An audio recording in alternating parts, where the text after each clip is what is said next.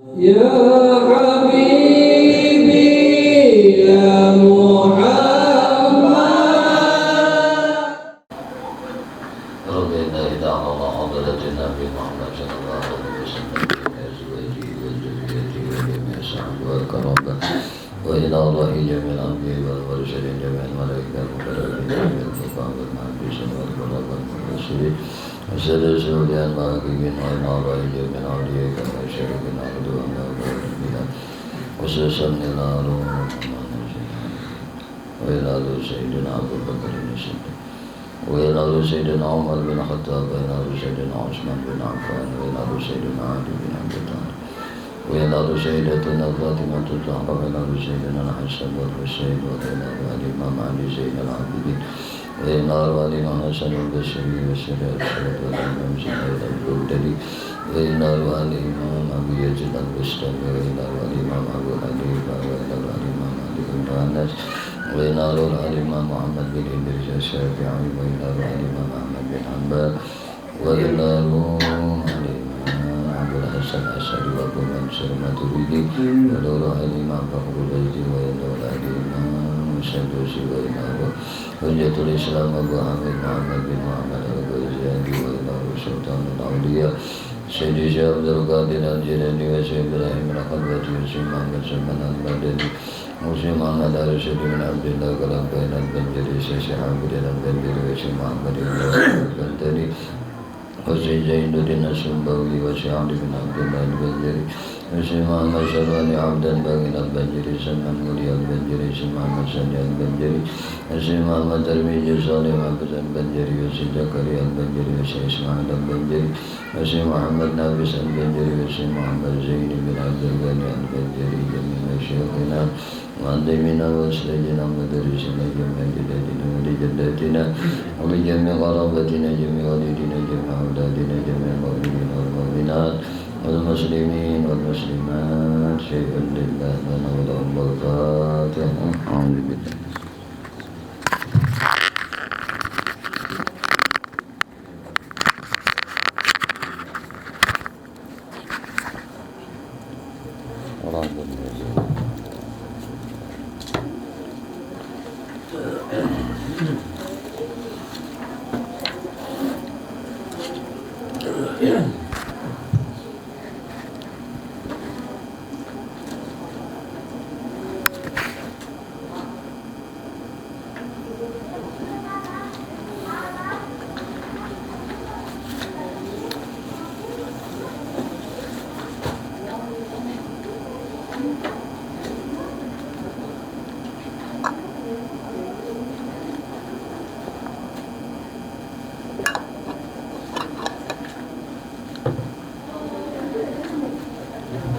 أعوذ بالله الشيطان الرجيم بسم الله الرحمن الرحيم الحمد لله رب العالمين اللهم صل وسلم على سيدنا مولانا محمد وعلى آله وأصحابه أجمعين قال سبحانك لا علم لنا إلا ما علمتنا إنك أنت العليم الحكيم وتب علينا إنك أنت التواب الرحيم لا حول ولا قوة إلا بالله لا حول ولا قوة إلا بالله لا حول ولا قوة إلا بالله العلي العظيم العزيز العليم عدد كل حرف كتب ويكتب عبد العابدين ودهر الداهرين رضي الله تعالى عني وعنكم أجمعين رضينا بالله ربا وبالإسلام دينا وبمحمد نبيا ورسولا رضينا بالله ربا وبالإسلام دينا وبمحمد صلى الله عليه وسلم نبيا ورسولا رضينا بالله ربا بالإسلام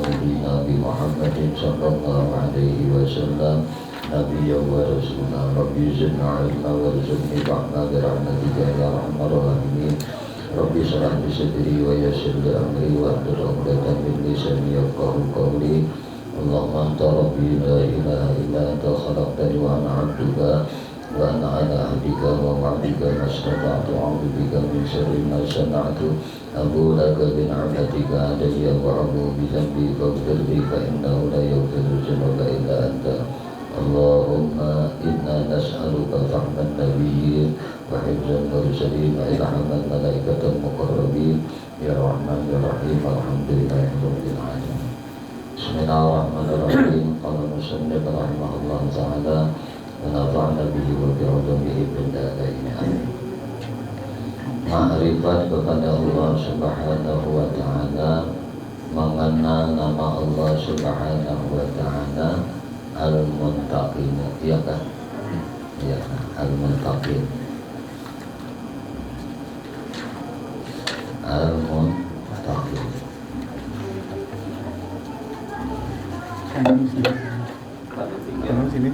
Malam sampai di 463. Berkata sebagian hukama, ada 3 akhlak orang-orang surga. Pertama, memaafkan orang-orang yang menganiaya atau orang zalim kepadanya. Ini akhlaknya orang surga. Memaafkan orang-orang yang menganiaya atau orang yang zalim kepadanya. Yang kedua, akhlaknya orang surga, memberi kepada orang yang tidak mau memberi kepadanya, menolongi orang yang kada peduli dengannya.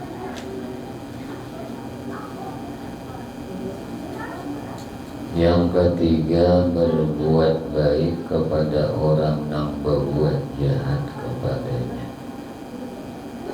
Nah, ini akhlaknya orang-orang surga. Di padang mahsyar nanti akan dikumpul seluruh manusia. Lalu ada pengumuman dari malaikat. Ujar malaikat, hendaknya maju orang-orang yang mulia. Lalu maju orang yang sedikit. Sedikit aja yang maju orang. Kemudian mereka disuruh masuk surga.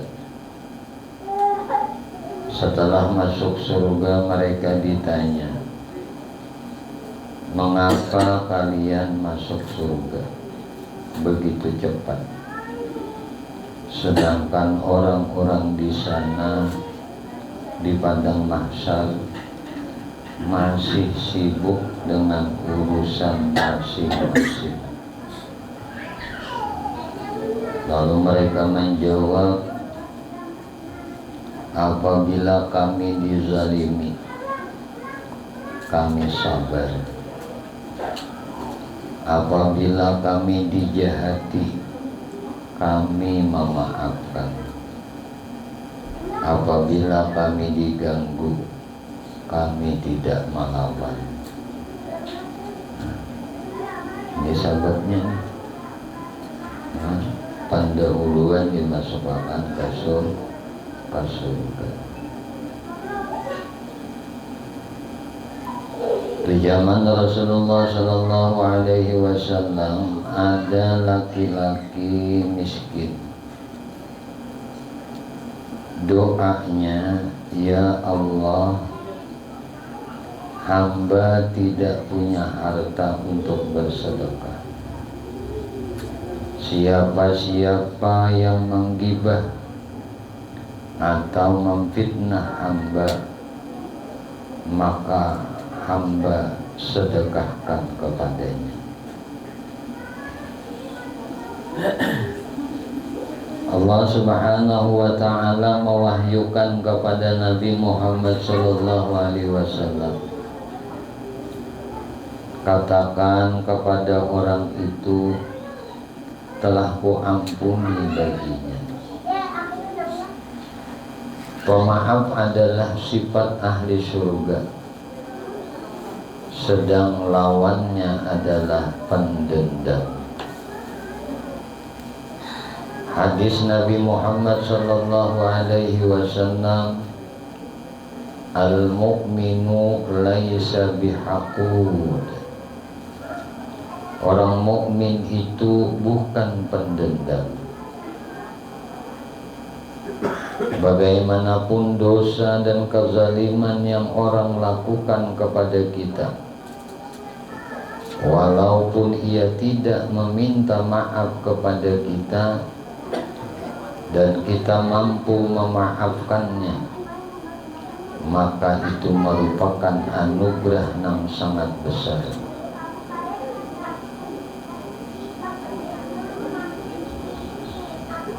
Dendam, kata ulama, sebabnya karena satu, kenapa ada dendam lawan kita?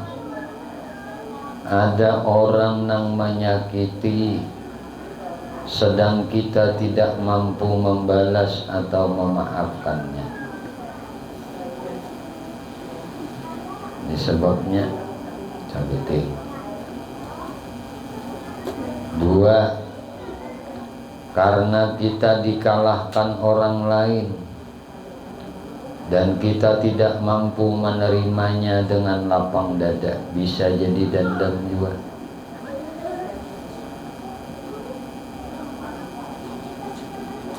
Kadang mampu membalas orang yang menyakiti, kadang memaafkan. Nah, ini bisa jadi kedendaman. Atau kita kalah, dikalahkan oleh orang lain, kita kadang mampu menerimanya dengan lapang dada, bisa jadi dendam. Sebab dendam kita tuh. Dendam ini dosa sangat besar, dan dendam merupakan induk dari berbagai macam dosa. Di antara dosa yang ditimbulkan karena dendam yaitu satu, hasad, yaitu ingin agar nikmat yang ada pada orang yang ia dendami itu habis dan jadi sengsara.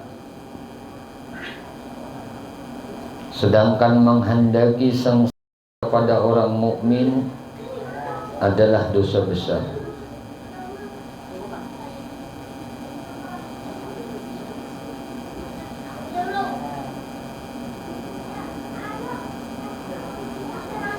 Yang kedua, nalapa syamatoh,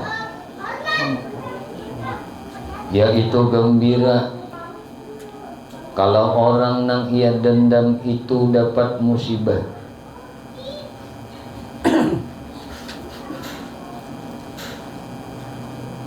Bila orang yang ia dendam ini tadi dapat musibah, inya himo. Ini sabab. Ini juga sangat bertentangan dengan ajaran Rasulullah sallallahu alaihi wasallam. Yang ketiga, dosa yang ditimbulkan akibat dendam, al-hajru wal musyarah, selalu bertolak belakang, berpaling muka, dan putus hubungan. Ini dosa karena dendam. Perilaku nangga ini akibat dendam. Yang keempat adalah istisghar, mengecilkan atau memperenteng orang lain, menganggap dirinya lebih tinggi, dirinya lebih hebat, dirinya lebih mulia, dirinya lebih utama dari orang lain. Ini dosa besar. Sebabnya adalah dendam. Melihat orang itu di bawah aja, memandang orang itu rendah aja. kada ada tupang penghargaan hatta lawan orang tua.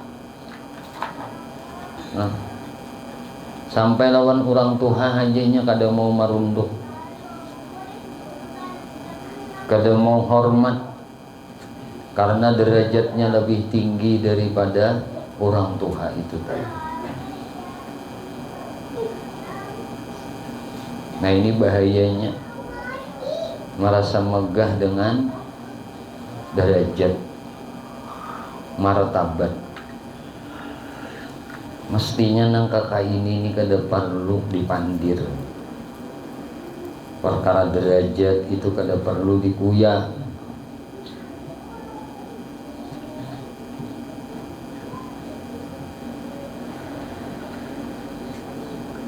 Karena bisa mengakibatkan keburukan. Lihat maslahatnya dari menceritakan ini. Ini bahayanya. Kalau sudah seseorang itu menganggap dirinya lebih tinggi kedudukannya, kemuliaannya daripada orang lain, ini bahayanya. Yang ada hendak minta hormati, yang ada hendak minta takzimkan, yang ada hendak minta muliakan, yang ada hanya orang lain disuruh khidmah kepadanya. Ini bahayanya. Lalu doktrin-doktrin menyesatkan lawan umat.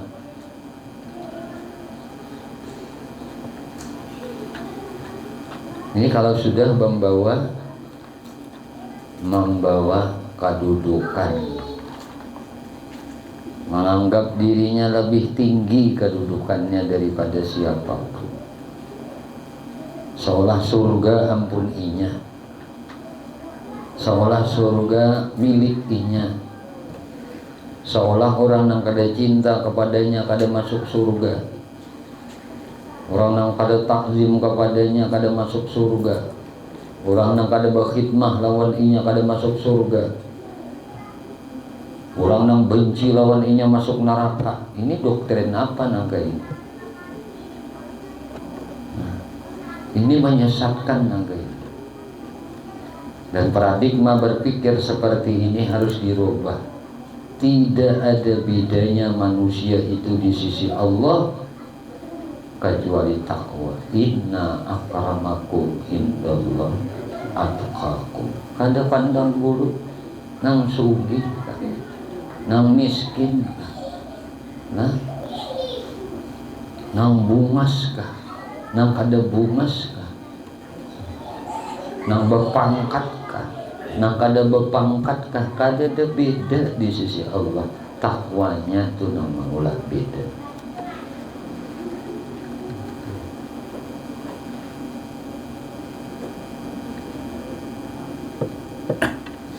Kemudian di antara dosa-dosa yang ditimbulkan karena dendam, berkata-kata yang tidak baik, menggibah, memfitnah, dan kata-kata kotor lainnya. Menghina orang, nyambati orang, memfitnah orang. Itu karena dendam. Tidak akan terjadi ghibah kalau tidak ada kedendaman. Tidak akan terjadi fitnah kalau tidak ada kedendaman. Tidak ada cacian kalau tidak ada kedendaman. Kenapa mati mencaci? Karena ada kedendaman. Kenapa menggibah? Karena ada kedendaman. Kenapa memfitnah? Karena ada kedendaman.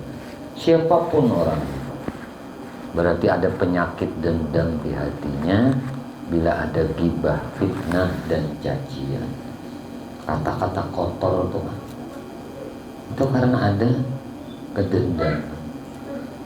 Kenapa mulutnya itu kada tertata, berkata-kata nang kotor? Nah, itu karena ada kedendaman. Ndak ada dendam itu dusta.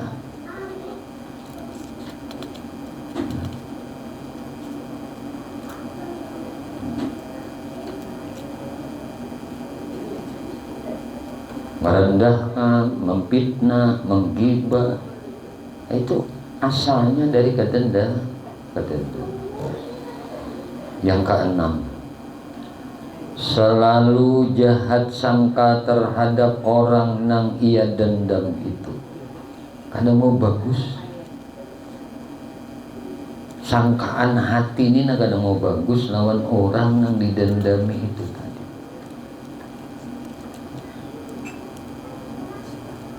Kenapa aku nih masih berburuk sangka? Karena dendam. Ada mau baik tuh Pak. Sangkaan ini lawan orang nang didendam. Nang ketujuh, mengganggu dan menyakiti orang nang didendam, bahkan bisa sampai membunuhnya.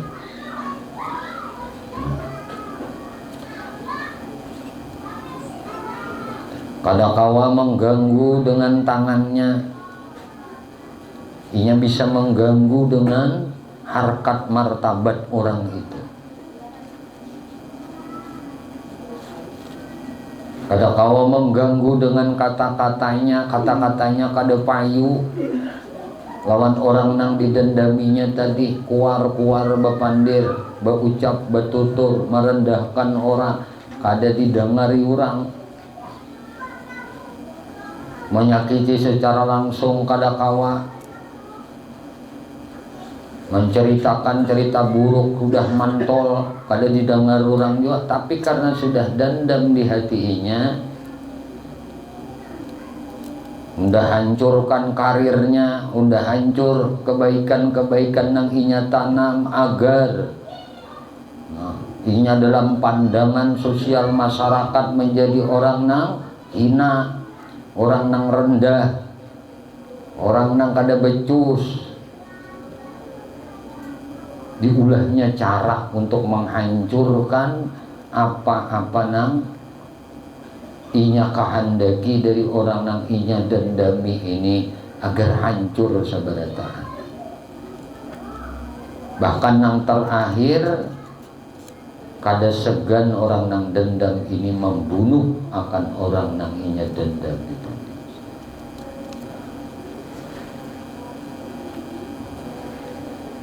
Nang kedelapan, kikir dengan orang nang didendami. Nah, walaupun orang nang didendami ini berbuat baik kepada inya, senantiasa memperhatikan inya, menolongi inya di dalam kesusahan, tetap inya nangaran dendam. Nah, tidak akan pernah mau berbuat baik kepada orang nang didendami tadi. Nang ada perbuatan buruk aja nang inya, inya tampakakan. Ya tadi di hadapannya oleh orang nang inya dendami tadi, inya kada mampu untuk menganiaya seolah baik. Di belakangnya dia menghina, mencaci, merendahkan, memfitnah. Inya lakukan dengan berbagai macam cara agar orang yang didendami ini hancur.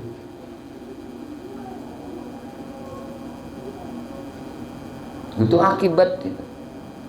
Akibat dendam, kikirnya tidak akan pernah mau memberikan kebaikan kepada orang yang inya dendami. Baik hartanya, apalagi tenaganya, semuanya itu kalau sudah kedendaman ada di hati seseorang. Yang kesembilan, mendoakan dengan doa yang tidak baik. Ini hati kemuntungnya itu, berdoa itu kadang bagus saja didoakannya orang nang inya dendami tadi, tapi akhirnya doa itu tak pantul kamu hanya sendiri, tak hantam kamu hanya sendiri.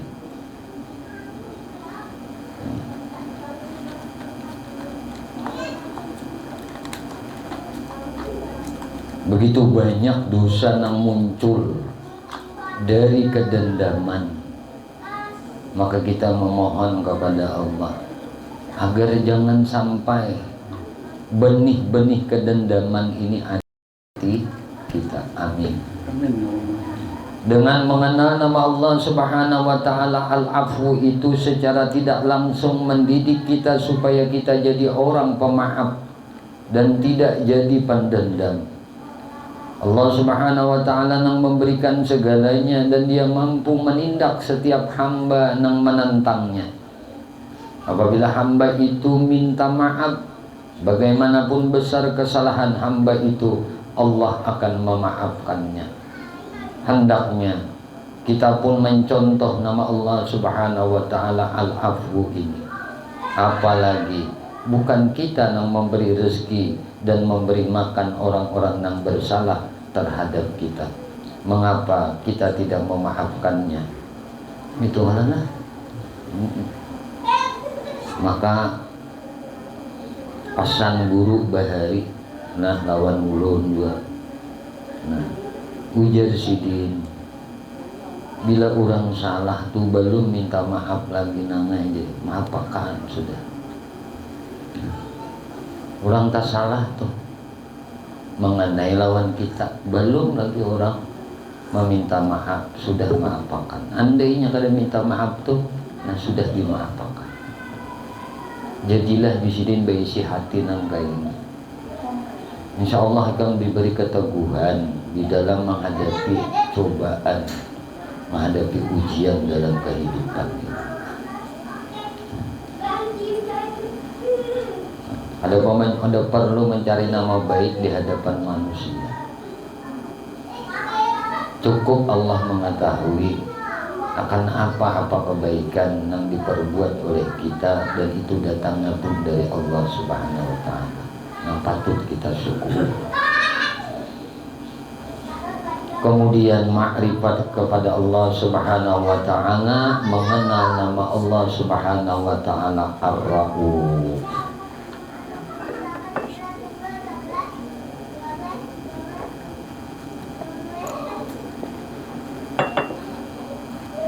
Ar-Rauf adalah nama Allah Subhanahu wa taala yang ke-83.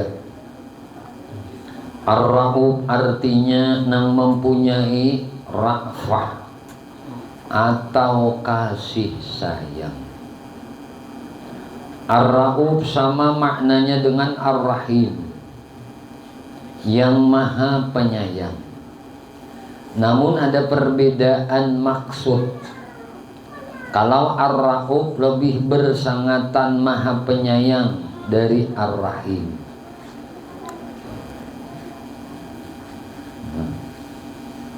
Lebih bersangatan penyayang daripada Rahim. Sebagian dari ra'fah atau kasih sayang Allah Subhanahu wa ta'ala bahwa dia menjadikan nikmat nang abadi sebagai balasan amal nang sedikit. Kita beramal di dunia hanya beberapa tahun. Sesudah mati kita masuk surga sepanjang masa. Itu bagian dari ra'fahnya Allah Subhanahu wa ta'ala. Sebagian dari ra'fatullah adalah dibolehkan kita mengucap kata-kata kafir demi keselamatan diri.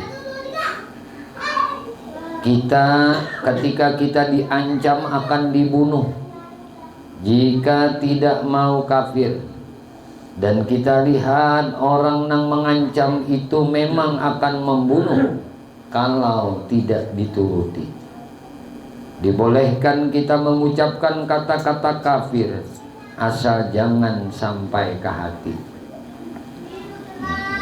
Ngan pajang dibunuh, pajang pematian ini, ayo pandir nangka ini. Nah, sebahagian daripada ra'fatullah bahwa dia tidak membebani seseorang melainkan sesuai dengan kemampuan.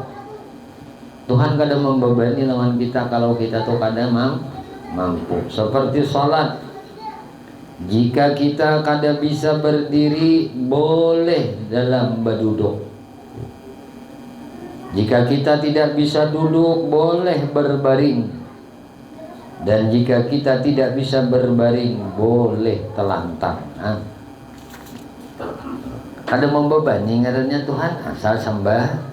Iya. Ini mungkin ini juga ada sembahyang.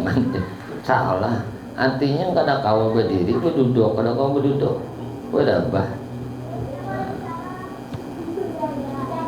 Termasuk rahmatullah juga orang yang semasa hidupnya kafir walau 1000 tahun, begitu masuk Islam walaupun sudah itu sekejap mata ia masuk Islam lalu mati ia, sekejap mata aja imbahnya mati.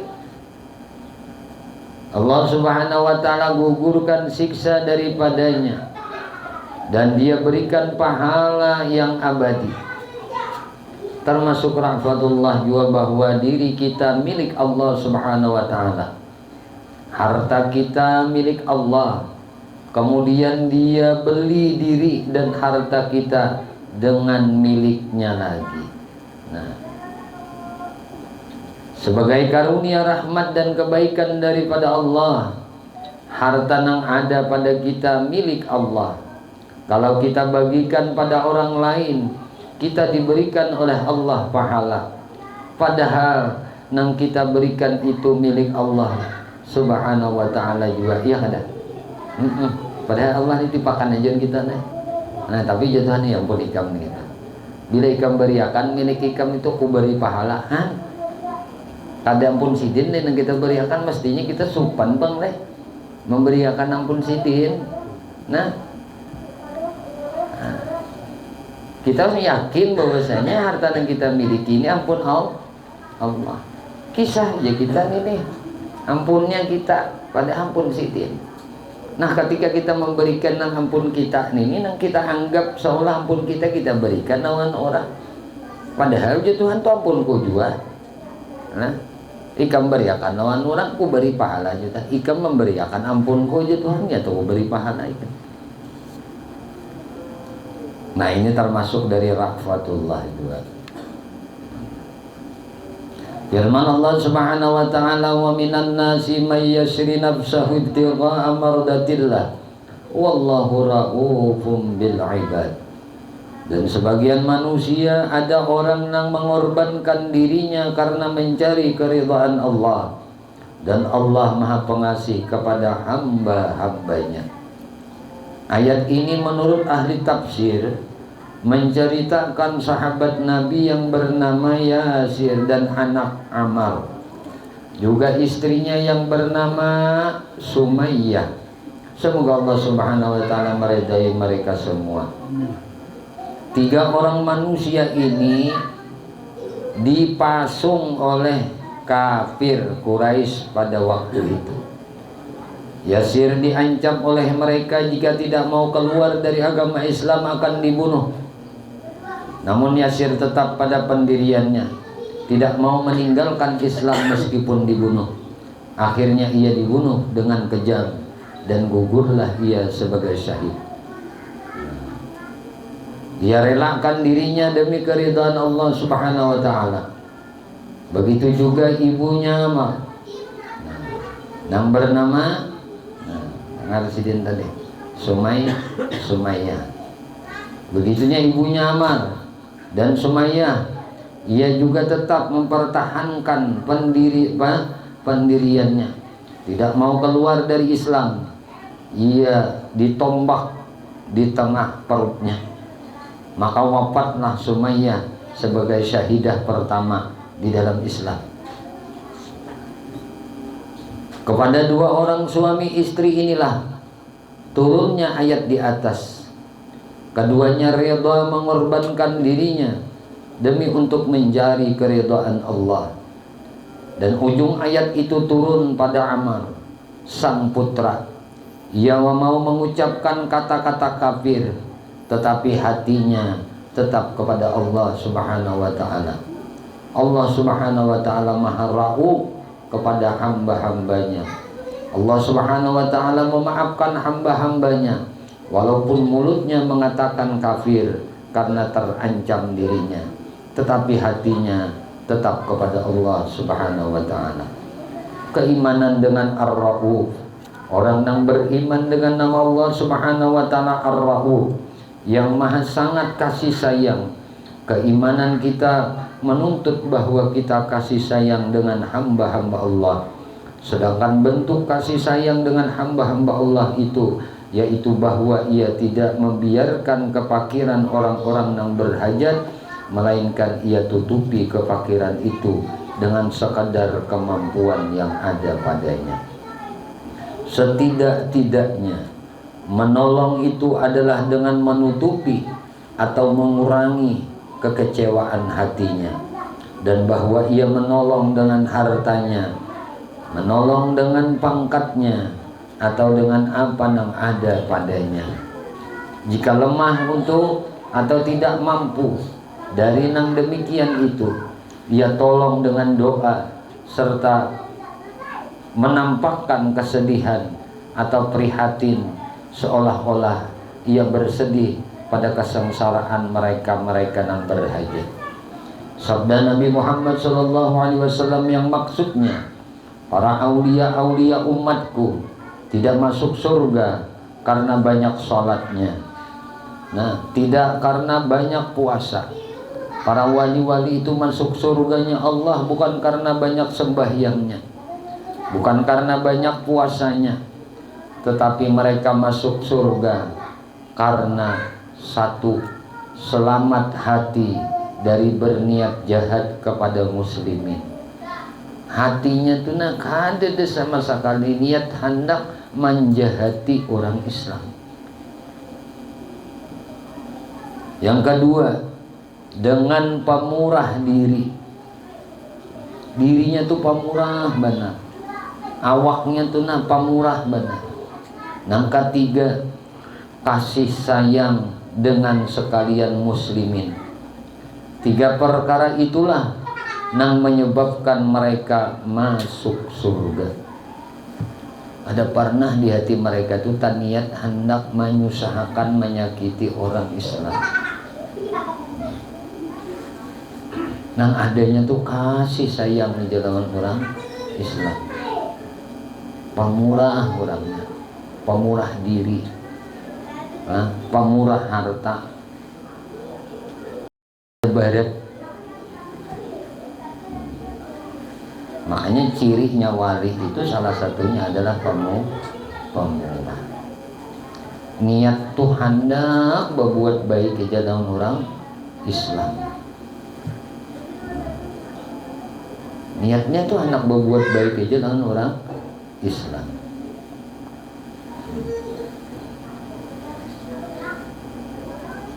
Sayang benar lawan orang Islam. Berkata Ma'ruf Al-Qarhi, kata Syekh Ma'ruf Al-Qarhi, barang siapa berkata atau membaca doa di bawah ini setiap hari, jika mati Allah Subhanahu wa ta'ala masukkan ia sebagai wali abdal. Allahumma arham ummata Muhammad, ya Allah kasih sayangilah umat Nabi Muhammad. Doanya ke sini aja. Allahumma arham ummata Muhammad.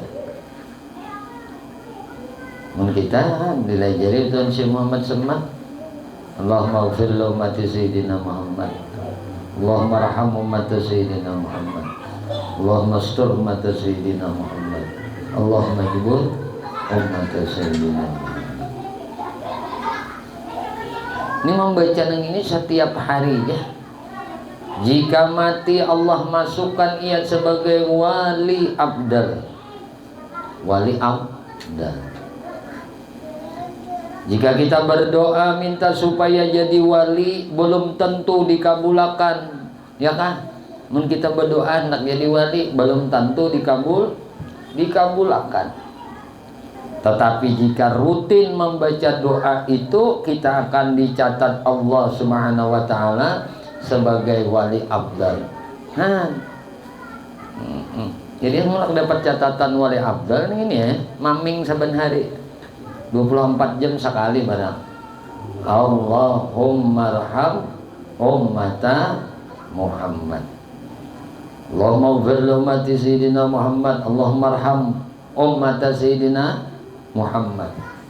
Allahumma astur ummata sayyidina Muhammad. Allahumma jubur ummata sayyidina Muhammad. Banyak lagi tambahannya.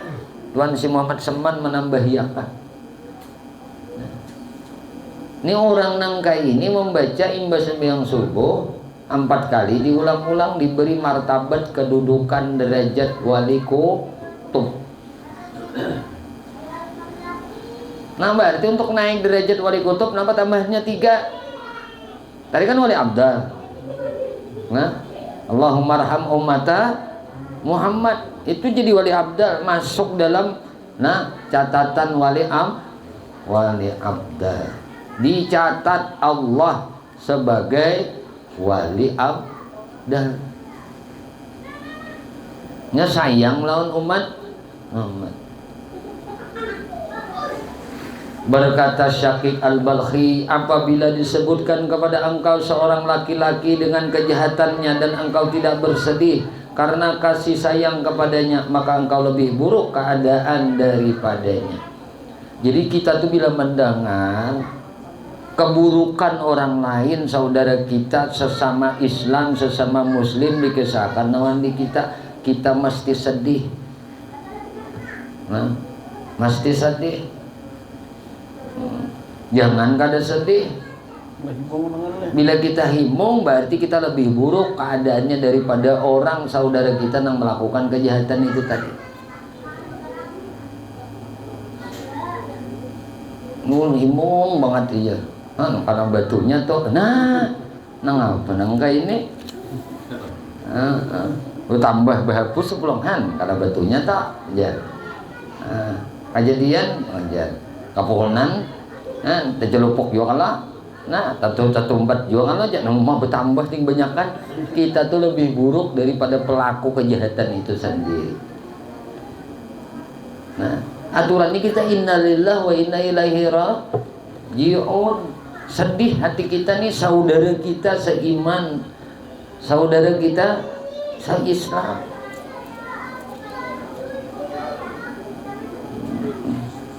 Nya Tuhan hendak merontoh dosanya macam-macam aja. Mau diulahkan Tuhan ini ditakdirkan Tuhan maulah kejahatan nang sabenuaan membibir aibnya aja rontok dosanya kadang alih udah kita tambah dosa.